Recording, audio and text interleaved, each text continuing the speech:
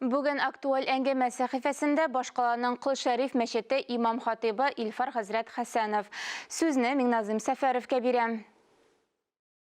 Хайырлы көн, мөхтәрәм телевизор караучылар. Без мөселманнар өчен зур әзерлекләр белән көтеп алынган улуг Рамазан айы килеп җитте. Бүген ясту намазыннан соң беренче тәравих намазы укыла, ә иртәгә уразаның беренче көне.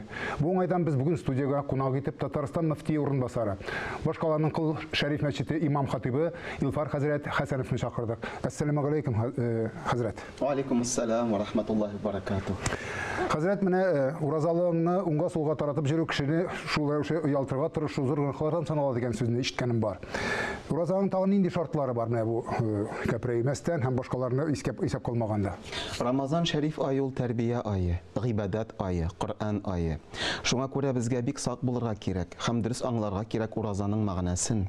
Ураза бит ул фақат шушы ризыкларыбыздан, эчемлекләребездән билгеле вакытта гына тыелып тору түгел. Ураза ул шулай гали, телләребезне дә тыеп тору, кулларыбызны да гынаһлы эшләрдән тыю, һәм инде үз өстебездә эшләү.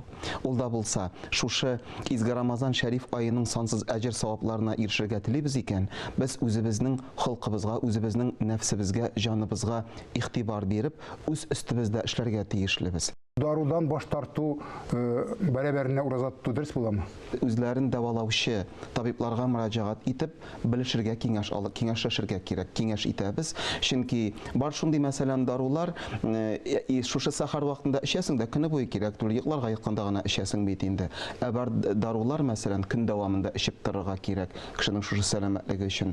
Шуңа күрә бик игътибарлы булып, иң әүвәл табиблар белән аралашырга, сөйләшергә, киңәшләшергә без тәкъдим итәбез. Фидия һәм фитр садакалары турында да кысача гына аңлатып китсәгез.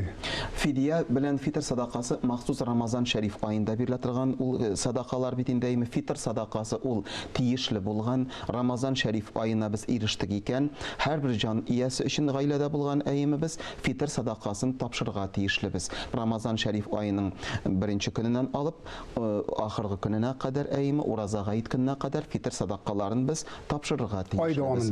Ай дәвамында безнең Ханафи мазһабында һәм шулай фидия садакасы да билгеләнгән.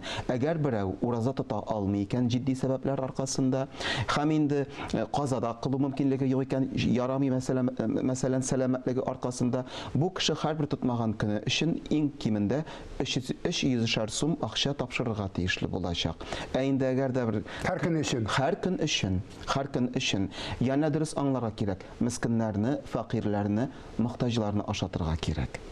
Аның максаты шунда. Һәм инде әйтергә мөмкиннәр, ә менә мөмкинлегең булмаса, әйеме, нишләргә дигәндә, юк икән, Аллаһ Тәгаләгә ялварыбыз, тәүбә кылабыз. Кушканнарны үтәү һәм тыелганнардан тыелып тору бер Рамазан аенда гына түгел, гомумән тормышыбызда аерылгысыз бер мәҗбүрият булсын дигән теләктә бүгенгә сезнең белән саубуллашам, исәнлектә күрешик.